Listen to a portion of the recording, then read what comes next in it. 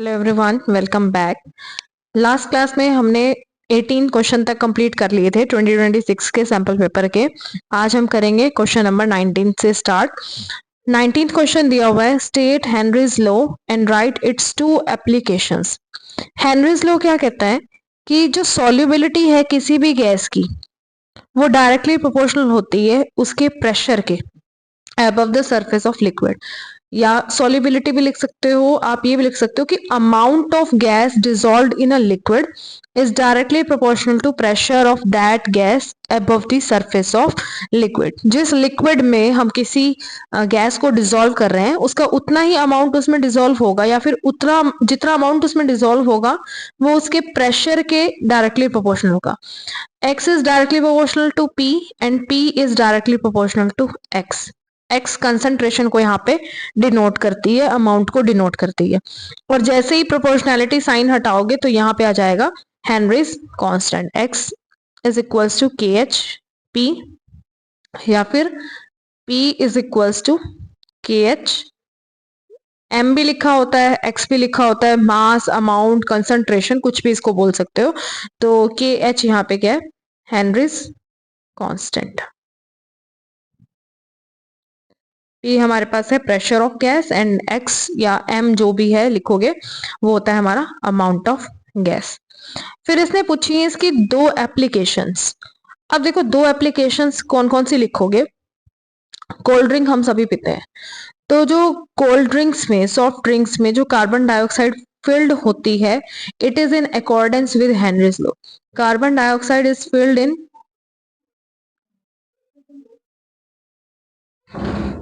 soft drinks in accordance with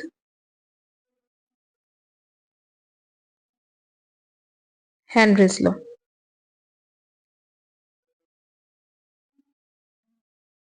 हमारे blood में जो ऑक्सीजन की बाइंडिंग होती है हीमोग्लोबिन से, वो भी किसकी हेल्प से होती है, मतलब वो किसके अकॉर्डिंग होती है, हेनरीज लॉ के अकॉर्डिंग होती है। और स्कूबा डाइवर्स के जो ऑक्सीजन सिलेंडर्स होते हैं वो हीलियम गैस से डाइल्यूट किए होते हैं ताकि क्रैम्प्स ना हो। जैसे ऑक्सीजन ब्लड में डिफ्यूज हो जाके वहां पे एंटर करे ब्लड वेसल्स में, तो एकदम से प्रेशर डिफरेंस की वजह से जो वेसल्स हैं वो रप्चर ना हो जाए, कुछ भी फेटल जो है ना हो स्कूबा डाइवर के साथ, इसलिए उनके ऑक्सीजन सिलेंडर्स में डाइल्यूशन करी होती है ऑक्सीजन की हीलियम के साथ। ये हो गया हमारा क्वेश्चन नंबर 19। 19th का जो और वाला पार्ट है उसमें दिया हुआ है 1 gram of a non electrolyte solute. Solute का अमाउंट दिया हुआ है 1 ग्राम और उसको डिसॉल्व किया है 50 ग्राम ऑफ बेंजीन में। मतलब ये जिसमें डिसॉल्व किया वो क्या है, हमारा सॉल्वेंट। जिसको डिसॉल्व किया वो क्या है, हमारा सोल्यूट। ये हमारा सोल्यूट है। Lower the freezing point of benzene by 0.40 kelvin. मतलब डिप्रेशन इन फ्रीजिंग पॉइंट हमें दिया हुआ है 0.40 केल्विन। हमें फ्रीजिंग पॉइंट डिप्रेशन कांस्टेंट दे रखा है 5.12 केल्विन किलोग्राम पर मोल। कैलकुलेट करना है इसमें मोलर मास ऑफ सोल्यूट। देखो ये मैंने नोटेशंस आपको पहले ही बताई हैं कि जो हमारे पास सोल्यूट होता है उसे हम बी से रिप्रेजेंट करते हैं, और जो ए होता है उससे हम सॉल्वेंट को रिप्रेजेंट करते हैं। गिवन मास सोल्यूट का डब्ल्यू बी, ये हमें कितना दिया हुआ है, सोल्यूट का मास दिया हुआ है 1 ग्राम।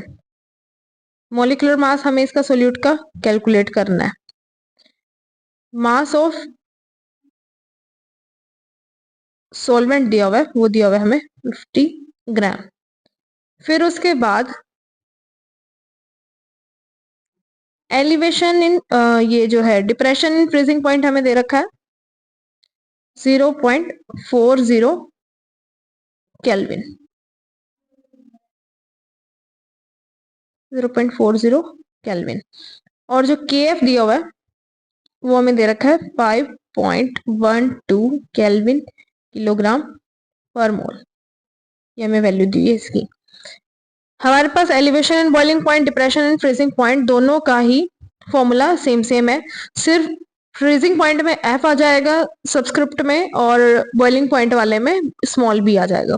तो फॉर्मूला है del T F is equals to K F into M.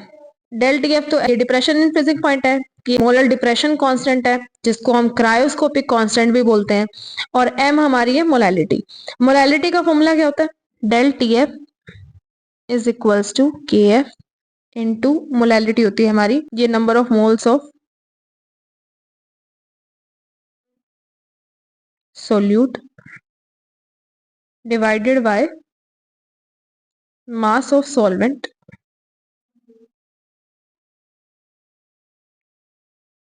In kilogram. और अगर ये ग्राम में हो तो ऊपर 1000 से मल्टीप्लाई कर दोगे तो K F number of moles का फॉर्मूला क्या है? Given mass divided by molecular mass of solvent in gram, क्योंकि 50 ग्राम दिया हुआ है हमें, और साथ में ऊपर क्या आ जाएगा? 1000। ग्राम को किलोग्राम में कन्वर्ट करना है तो 1000 से डिवाइड कर दोगे, और वो डिवाइड हुआ है तो ऊपर जाके यहाँ पे मल्टीप्लाई हो जाएगा क्योंकि ये डिनोमिनेटर में था। फिर के एफ की वैल्यू, हमारी सारी वैल्यूज हम पुट कर देते हैं अब यहाँ पे। के एफ की वैल्यू 5.12, डेल टी एफ की वैल्यू थी हमारी 0.40, 0.40 इंटू डब्ल्यू बी हमारा है 1000, एम बी हमें निकालना है, और डब्ल्यू ए है हमारा 50। ये सारी वैल्यूज हमें दी हुई है। अब एम बी को उधर ले जाते हैं, 0.40 को इधर ले आते हैं, तो M B is equals to 5.12, point हटाओगे तो नीचे क्या आ जाएगा? 100, पॉइंट हटा दो 1000,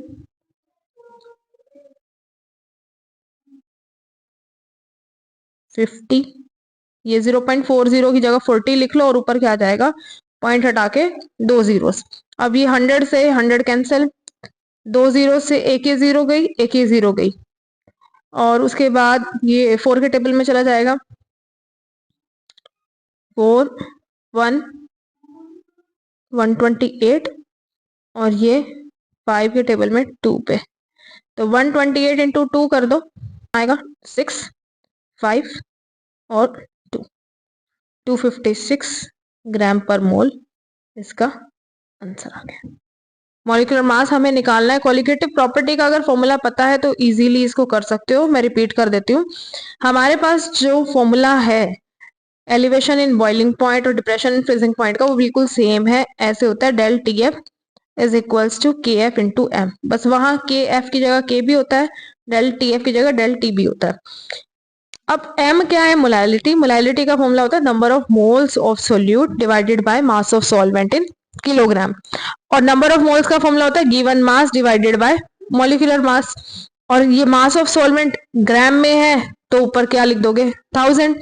सारी वैल्यूज पुट कर देंगे। के एफ की वैल्यू हमें ये दी हुई थी 5.12, डेल टी एफ की ये सारी वैल्यूज पुट करने के बाद एम बी की वैल्यू आई 256 ग्राम पर मोल। ये हो गया हमारा 19th question complete. 20th question हमें दिया हुआ है, state Kohlrausch's law of independent migration of ions, right it's two applications. Kohlrausch's law कहता है कि इनफाइनाइट डाइल्यूशन पे जो मोलर कंडक्टेंस होती है किसी भी इलेक्ट्रोलाइट सॉल्यूशन की, वो सम होती है लिमिटिंग मोलर कंडक्टिविटीज। जितने भी कैटायंस और एनायंस किसी सॉल्यूशन में प्रेजेंट हैं, उनकी वजह से पूरे इलेक्ट्रोलाइट की कंडक्टेंस होगी। जैसे हमें NaCl के सॉल्यूशन की कंडक्टेंस निकालनी है। अब NaCl को जब हम डिसोसिएट करते हैं तो कैटायन आता है Na पॉजिटिव और एनायन आता है Cl नेगेटिव। तो इनकी जितने भी आयंस होंगे, जितने भी क्लोराइड आयंस या सोडियम के आयंस होंगे, उनके सम टोटल का कंडक्टेंस होगा इलेक्ट्रोलिटिक सॉल्यूशन, पूरे NaCl का कंडक्टेंस। ये होता है कोलार्स law. At infinite dilution, the molar conductance of an electrolytic solution is the sum of limiting molar conductivities of all the cations and anions in the solution as ions move independently। क्योंकि सारे ions ने independently move करना है, सबकी migration different है। और इसकी applications क्या है? सबसे पहले तो हम मोलर कनेक्टिविटीज निकाल सकते हैं वीक इलेक्ट्रोलाइट्स के लिए। अब जैसे इसकी स्टेटमेंट में ही कहा हुआ है कि मोलर कंडक्टिविटीज, मोलर कंडक्टेंस अगर हमें इलेक्ट्रोलाइट सॉल्यूशन की निकालनी है, इलेक्ट्रोलिटिक सॉल्यूशन की, तो उसके जो कैटायंस और एनायंस है उसकी मोलर कंडक्टिविटीज को ऐड कर दो। तो यहाँ पे भी वही है कि जैसे मुझे एसिटिक एसिड की कंडक्टिविटी निकालनी है, मोलर कंडक्टेंस निकालनी है, तो इसमें दो आयन है, एक तो है एसिटेट आयन CH3CO नेगेटिव और एक है H पॉजिटिव आयन। तो दोनों की अगर कंडक्टेंस पता है तो उनको ऐड कर दो, हमारे पास एसिटिक एसिड की मोलर कंडक्टिविटी या कंडक्टेंस आ जाएगी। सेकेंड एप्लीकेशन है डिग्री ऑफ डिसोसिएशन, हम निकाल सकते हैं कोई भी इलेक्ट्रोलाइट कितनी एक्सटेंट तक डिसोसिएट हो रहा है, वीक इलेक्ट्रोलाइट, तो वो भी हम इसकी वैल्यू निकाल सकते हैं। इसके लिए हमारे पास फॉर्मूला होता है अल्फा इज इक्वल्स टू ये del C M upon del nought M. Molar connectivity एक गिवन कंसेंट्रेशन पे है, जो कंसेंट्रेशन हमें दी होगी, मोलरिटी जिसकी हमें दे रखी होगी, और ये जो डिनोमिनेटर में है इनफाइनाइट डाइल्यूशन वाली, ये हम कोलार्ज लॉ से कैलकुलेट करते हैं। फिर उसके बाद नेक्स्ट एप्लीकेशन है हमारे पास estimating the solubility of sparingly soluble salts. जो सॉल्ट्स हमारे पास कंप्लीटली डिसोसिएट नहीं होते हैं सॉल्यूशन में, उसके लिए हमारे पास फॉर्मूला होता है कंडक्टेंस इनफाइनाइट डाइल्यूशन पे मोलर कंडक्टेंस, फिर साथ पे कापा जिसको हम कंडक्टिविटी या स्पेसिफिक कंडक्टेंस भी बोलते हैं, और डिवाइड उसको करना है 1000 से, तो ये हमारे पास सॉल्युबिलिटी आ जाएगी। उसके बाद 21st क्वेश्चन दिया हुआ है draw the geometrical isomers of FeNH3 twice CN4 negative. अब हमारे पास ये जो कोऑर्डिनेशन केमिस्ट्री है उसमें जो ज्योमेट्रिकल आइसोमेरिज्म होते हैं वो हमारे होते हैं फेशियल और मेरिडियोनल।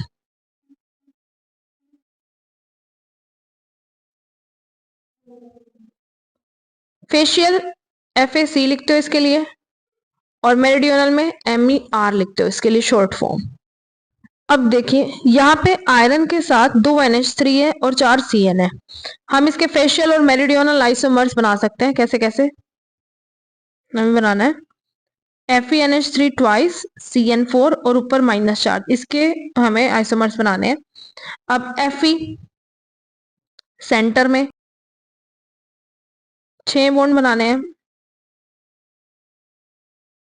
एक बार NH3 को टॉप पे लिखो और एक बार बॉटम में लिखो, 2 NH3 है, बाकी चारों जगह पे CN लगा दो, CN CN CN CN, square bracket बना के नेगेटिव चार्ज लिख दो। ये बन गया हमारा ट्रांस, मेरिडियोनल वाले को हम बोलते हैं ट्रांस, MER, स्मॉल m लिख लेना, MER। ट्रांस वाला मेरिडियोनल होता है, सिस वाला फेशियल होता है। अब इसकी NH3 की हम लोकेशन अगर चेंज कर दें,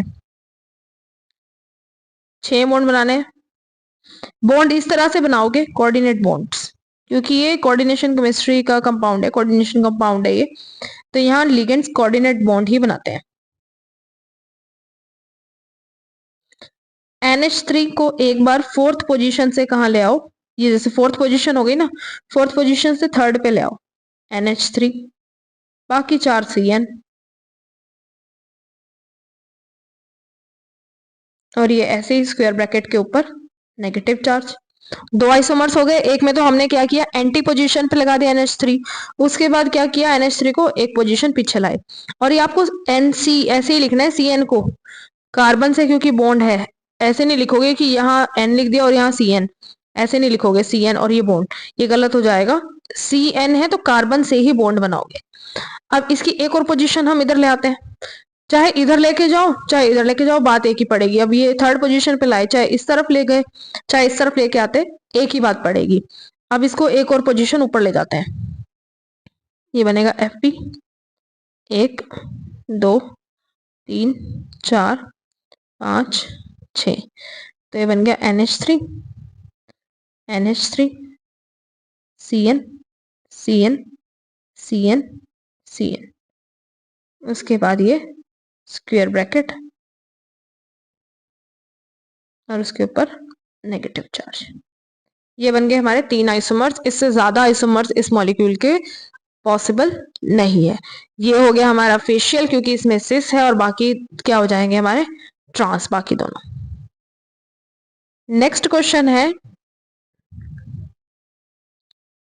draw the structures of following derivatives. इनके स्ट्रक्चर्स बनाने हैं। साइक्लोप्रोपेनोन ऑक्साइन, अब देखो साइक्लोप्रोपेनोन क्या आएगा हमारे पास ऐसे, और प्रोपेनोन है तो कीटोनिक ग्रुप होएगा। कीटोनिक ग्रुप ना होके यहाँ पे क्या है, ऑक्साइम है, और ऑक्साइम होता है नाइट्रोजन के साथ OH। मैं इसको दोबारा बना देती हूँ। साइक्लोप्रोपेनोन, साइक्लोप्रोपेन तो पता है, साइक्लोप्रोपेन मतलब 3 कार्बन वाली रिंग, ऐसे 3 कार्बन वाली रिंग। उसके बाद क्योंकि कीटोनिक ग्रुप वो बोल रहा है, प्रोपेनोन उसने कहा है, पर प्रोपेनोन के बाद उसने लिख दिया है ऑक्साइम। प्रोपेनोन के बाद लिख दिया ऑक्साइम, और ऑक्साइम ग्रुप होता है नाइट्रोजन के साथ OH ग्रुप। OH ग्रुप ये बन जाएगा हमारे, सिंगल बॉन्ड है ये है साइक्लोप्रोपेनोन ऑक्साइम। ऑक्साइम का मतलब ही है कि कार्बन से डबल बॉन्डेड तो नाइट्रोजन है, ये डबल बॉन्डेड नाइट्रोजन, और उसके साथ OH ग्रुप। तो आपके पास कितने भी कार्बन एटम्स के लिए बोल दे वो बनाने के लिए, तो हमें क्या करना है, उतनी ही रिंग बनानी है, और ये डबल बॉन्ड बना के N और साथ OH। फिर उसके बाद है methyl hemiacetal of formaldehyde. Formaldehyde का हेमी एसिटल बनाना है। अब ये देखो, फॉर्मेल्डिहाइड का स्ट्रक्चर क्या है, H C double bond O। ये फॉर्मेल्डिहाइड है, सिंगल बॉन्ड और डबल बॉन्डेड ऑक्सीजन। इसका हमें बनाना है हेमी एसिटल। तो इसको क्या करोगे, यहां से ये बॉन्ड तोड़ दोगे, ये बना दोगे H, एक तो बना दोगे इसका OH, और एक बना दोगे OCH3। बेसिकली इसमें OCH3 ग्रुप का अटैक कराते हैं, और इसकी प्रोटोनेशन हो जाती है इस वाले ऑक्सीजन की, और ये क्या बचता है OCH3। जैसे OCH3 आया और ये इस पे अटैक कर देगा, और ये यहाँ शिफ्ट, तो OH बन जाएगा वो तो, और ये OCH3, ये हेमी एसिटल है। एसिटल बोलेगा तो ये दोनों ही OCH3 में कन्वर्ट हो जाएंगे, और वाटर का रिमूवल यहाँ से हो जाएगा। मतलब सेकंड OCH3 ग्रुप आएगा, वो इस पे अटैक करेगा, फिर ये यहाँ से हट जाएगा, वाटर का रिमूवल हो जाएगा। अल्कोहल का अटैक कराते हैं हम एल्डिहाइड पे। 22 क्वेश्चन भी यहाँ पे कंप्लीट। नेक्स्ट है 23rd क्वेश्चन। 23rd क्वेश्चन दिया हुआ है, cyclohexanone forms cyanohydrines in good yield but 2,2,6 trimethyl cyclohexanone does not.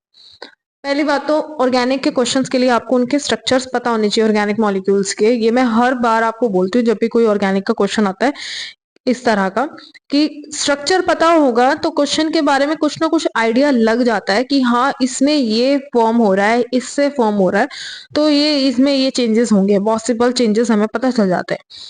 अब साइक्लोहेक्सेनोन तो cyanohydrin बनाता है, लेकिन 2,2,6 ट्राइमिथाइल साइक्लोहेक्सेनोन cyanohydrin नहीं बनाता। पहले स्ट्रक्चर ही बना लेते हैं इनके।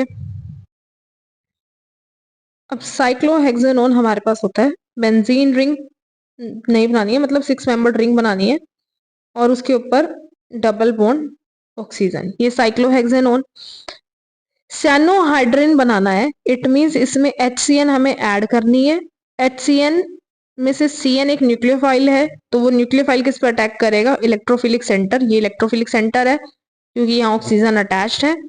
ऑक्सीजन अपनी तरफ इलेक्ट्रॉन डेंसिटी को विड्रॉ कर रही है कार्बन से, तो इन 6 कार्बन में से ये वाला कार्बन जो है इलेक्ट्रोफिलिक सेंटर बन जाएगा। तो यहाँ पे CN ने जब अटैक किया, बॉन्ड जब टूट जाएगा, ऑक्सीजन के ऊपर नेगेटिव चार्ज आएगा, H के ऊपर कौन सा चार्ज है, पॉजिटिव, तो वो H इसके साथ जुड़ जाएगी, और इसके साथ कौन जुड़ जाएगा, CN ने अटैक किया है।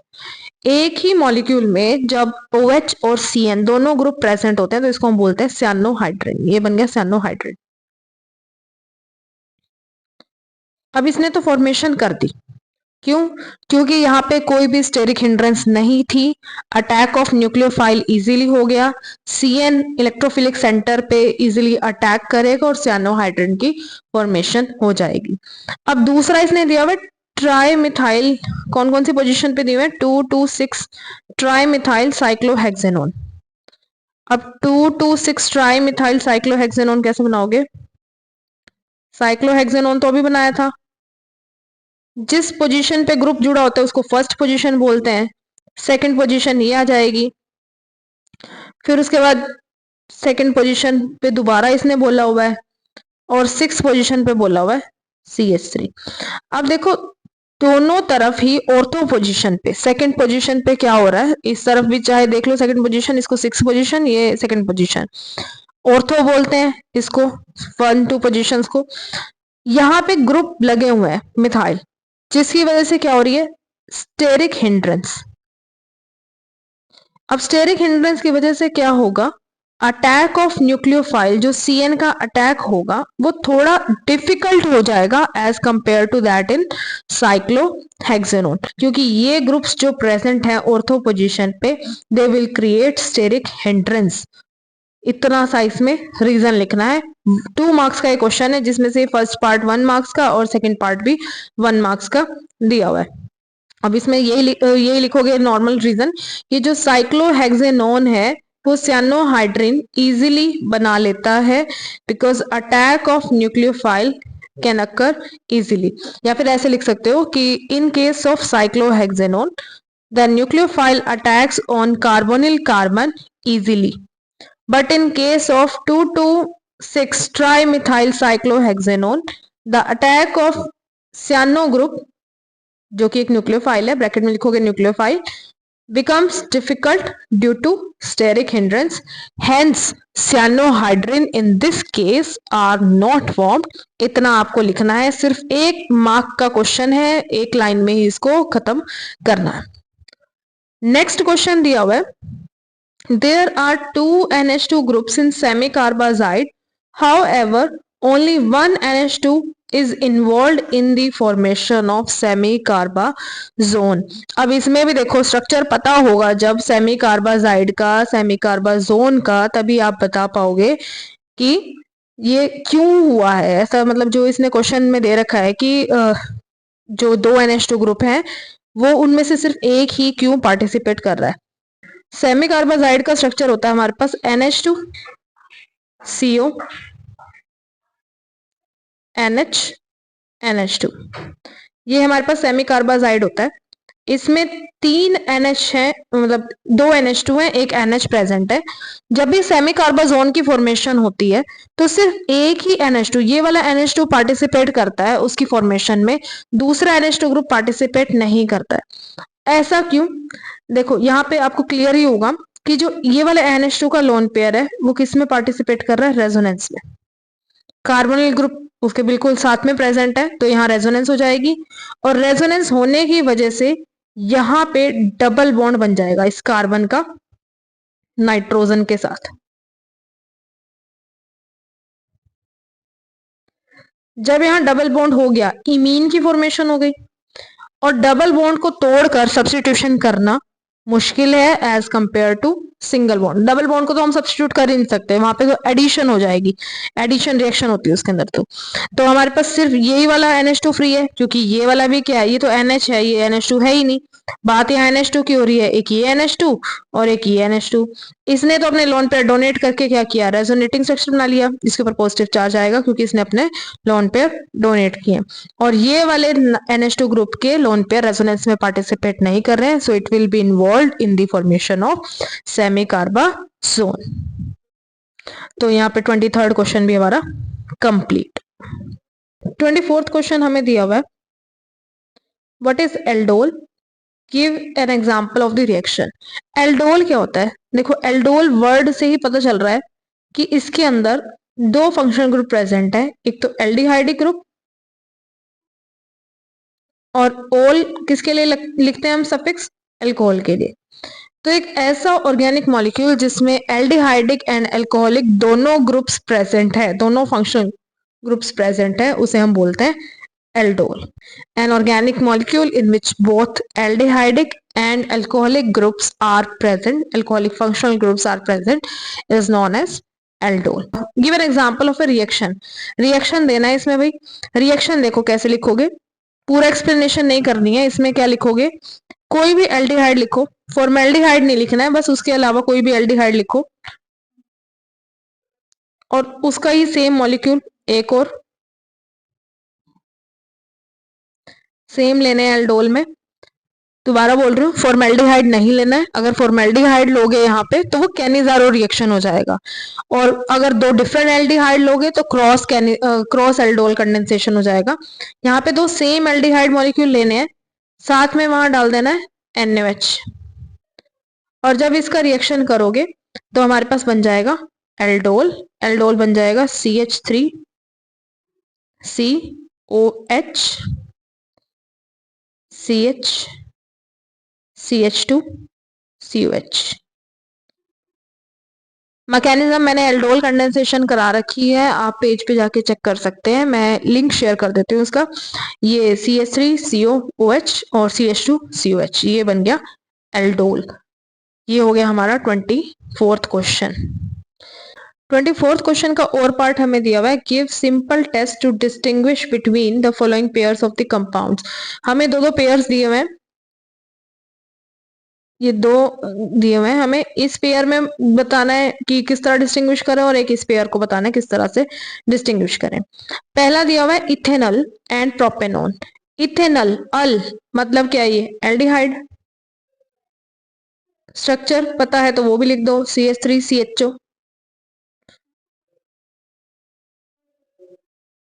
ऐसे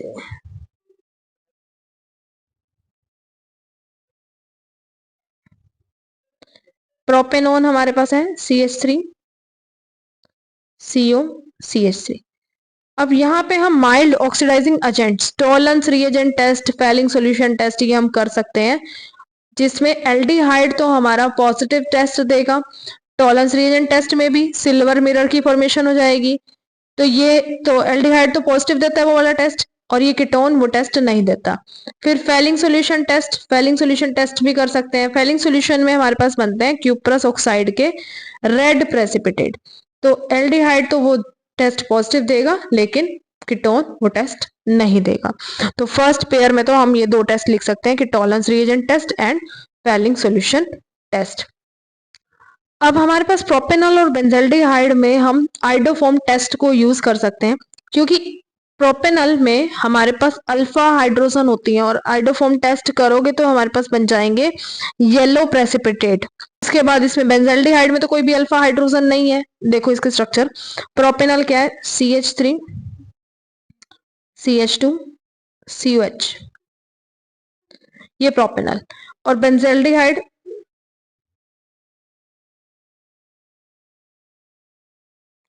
अब जिस कार्बन से ग्रुप जुड़ा हुआ है वो हमारी होती है अल्फा हाइड्रोजन, अल्फा कार्बन। अब अल्फा कार्बन पे हाइड्रोजन तो एक भी नहीं है, लेकिन यहाँ पे हमारे पास दो दो अल्फा हाइड्रोजन प्रेजेंट है। तो ये तो जब हम आइडोफॉर्म टेस्ट करोगे I2 और NaOH के साथ, तो हमारे पास बन जाएंगे CHI3 आइडोफॉर्म के येलो प्रेसिपिटेट। लेकिन इसमें हमारे पास ऐसे कोई प्रेसिपिटेट नहीं बनेंगे। तो इस पेयर को डिफरेंशिएट करने के लिए, प्रोपेनॉल और बेंजल्डिहाइड को डिफरेंशिएट करने के लिए हम आइडोफॉर्म टेस्ट को यूज कर सकते हैं। नेक्स्ट क्वेश्चन है 25th question, what is quaternary structure of proteins, give an example.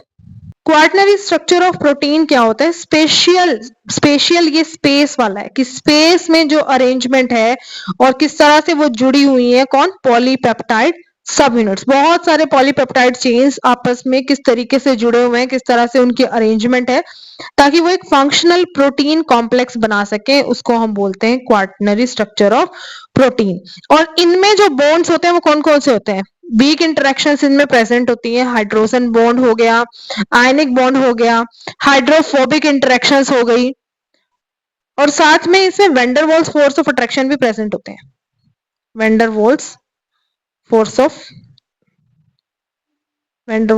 Attraction.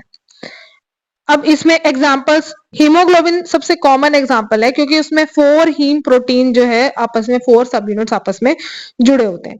Insulin में 2 चेन्स होती हैं, 2 पॉलीपेप्टाइड चेन्स। ऐसी एंटीबॉडीज जो होती है, इम्यूनोग्लोबिन्स भी जिसको हम बोल देते हैं, तो उसमें 4 सब यूनिट्स होते हैं। ये हमारे पास हो जाएंगे क्वार्टनरी स्ट्रक्चर्स ऑफ प्रोटीन्स। तो आज की क्लास में इतना ही। नेक्स्ट क्लास में हम करेंगे सेक्शन सी स्टार्ट। सेक्शन 20 का कंप्लीट हो गया है 2026 के सैंपल पेपर का। सेक्शन ए भी कंप्लीट, सेक्शन बी भी कंप्लीट, दोनों कंप्लीट हो चुके हैं। अब नेक्स्ट क्लास में करेंगे सेक्शन सी स्टार्ट। उसको भी होपफुली एक ही पार्ट में कंप्लीट कर देंगे, उसके मल्टीपल पार्ट्स नहीं बनाएंगे। तो आज की वीडियो अगर आपको पसंद आई तो इसको लाइक करें, शेयर करें और चैनल को सब्सक्राइब करना ना भूलें। Thank you, have a nice day.